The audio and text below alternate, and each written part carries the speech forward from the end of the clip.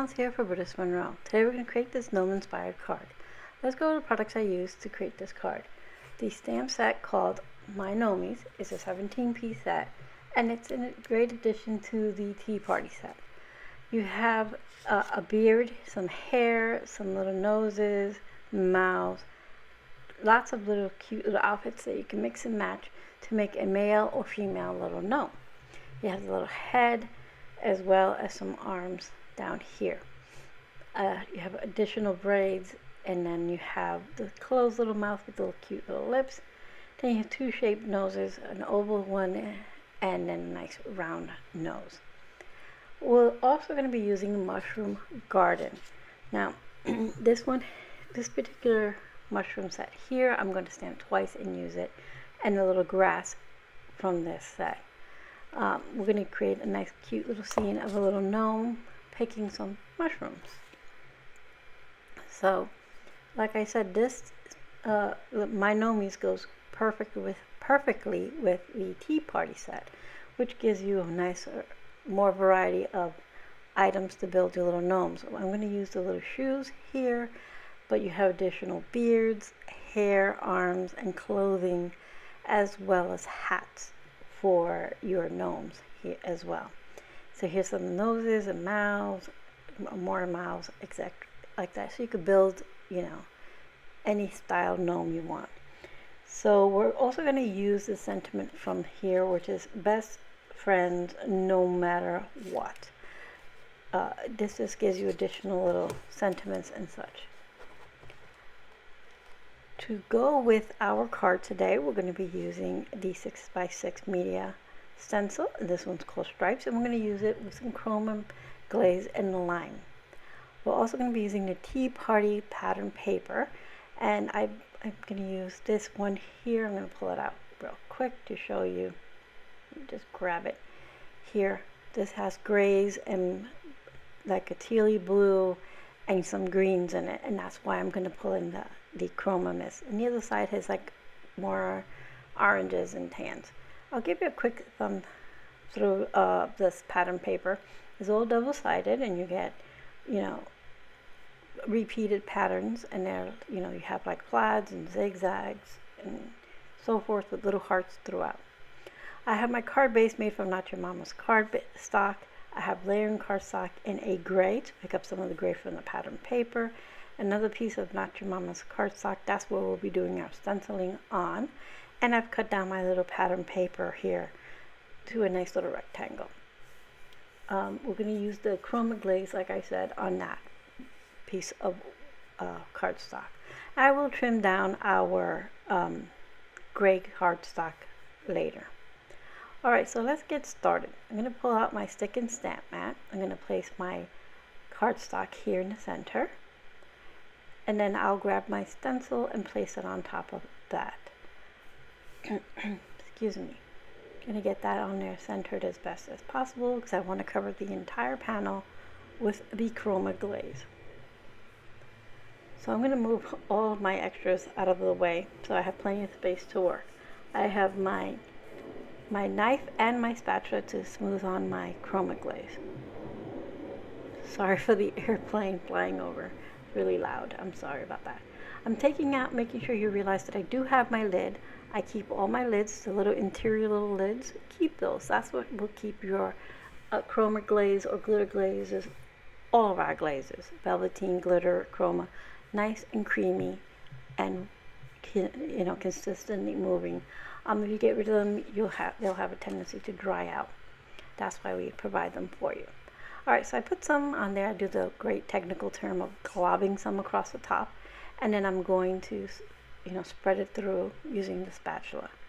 I'm going to add a little bit more because I want nice even coverage, and then I'm going to keep going until I get a nice smooth layer on here. Once I do, I'm going to clear and put back anything extra on my spatula there, and I'll just clean that. Clean, easy wipe up with a paper towel. You can clean all your stencils and utensils quickly after you're done here. I just have a wet paper towel that I just quickly put everything onto, and then after I'm done, I quickly rinse everything off. I wipe the rim of my jar, replace that plastic lid, the internal lid, before putting my permanent lid on top.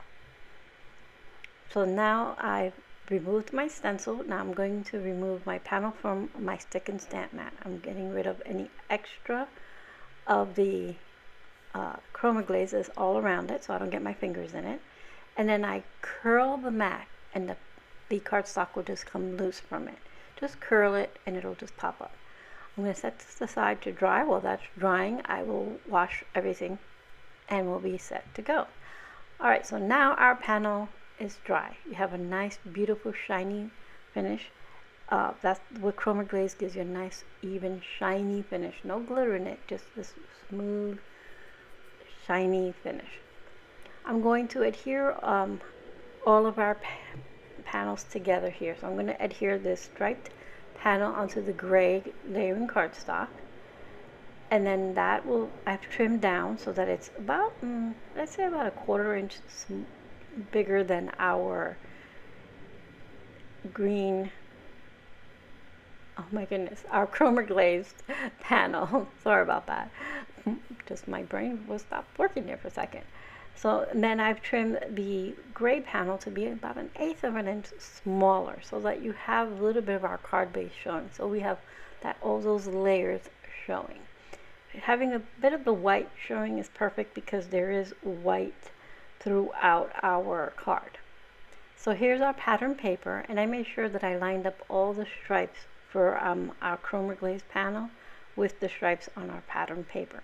Because there's this little thin lighter grays. Do you see those little lighter gray stripes in our pattern paper? I want them to line up with the Chroma Glaze ones. Alright, so I hear that like just to the right, just to the left of our card. So our sentiment I've matted with some of these teal looking pattern paper, teal cardstock, a little scrap of it, to pull in some of that teal color that's in our pattern paper. I've colored our gnome, his hat and his clothing, to coordinate with our pattern paper. So his beard and his shoes are those tones of grays, and then his shirt and pants are that tealy color, and his hat and his little patches on his clothes are in that little green that you'll find in the green hearts of the pattern paper and the Chroma Glaze color of lime. So to adhere our little gnome together, I adhere his little shirt to his pants, his little head to his shirt, and now his little arms. I just put a little dot of glue, and then I just adhere each arm to each shoulder. And then I have this little mushroom. I stamped the little cluster of mushrooms that you'll see here in a little bit twice, and I just trimmed one off, and then that's the one I'm going to have him hold, and then I'll use the other mushrooms for another card. But I just wanted him to have a little mushroom like he's been picking mushrooms. So I'm going to have him hold it, just adhere it to the bottom here by his hand. And I adhered it straight to his shirt, and I realized, oh, I got to put his beard on, and then his beard will cover his mushroom, so I have to peel it back a bit. And since I'm using wet glue, Barely Art glue is a wet glue, I have a few minutes of wiggle time, so I was able to, take it off, peel it back, and then I can place his beard. I'm going to use some Barely Art glue and a little foam tab to put on his beard. And then I'll just push the little mushroom into place on top of his beard. Now I'm going to adhere his nose. I'm going to use a foam dot as well on the back of his nose, so it's popped up, as well as his mustache. I have to cut this in half because it's too wide. That's okay. Just trim my little foam piece down, put it on the back of his mustache. I'm going to add a little drop of Barely Art glue just because part of his mustache will touch his nose, and I want to make sure it sticks down and doesn't catch on anything. And I place that there, gives a little press. And now his hat is going to come way down. I'm going to tuck it just under his nose so that his eyes would be covered by his hat, as a proper gnome would wear his hat. I'm going to adhere the little shoes, just putting a little glue on the bottom of the base of his legs there. Place his little shoes and have them overlap just so. I will flip him over and cover him with foam adhesive. So plenty of foam dots here. I want him to be raised.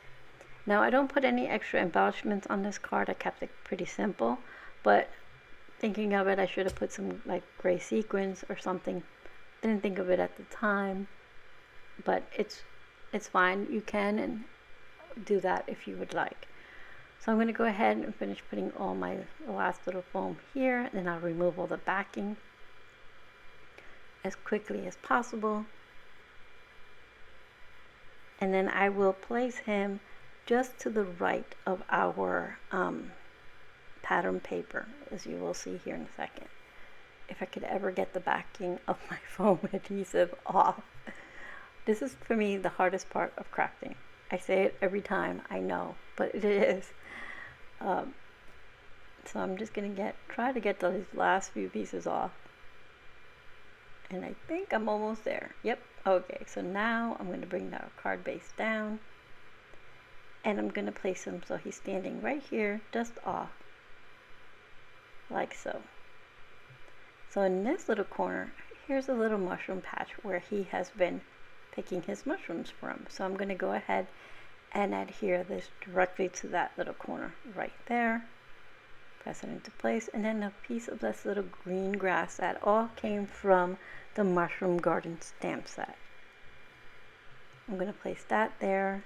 So it also adds a nice little bit of green towards the bottom. You have some green from his hat and green there. So I'm going to place the sentiment towards the bottom. I didn't want to go over his hat, so I'm going to have it like, just overlap his feet just a bit, and it's okay. I'm going to remove the backing of those.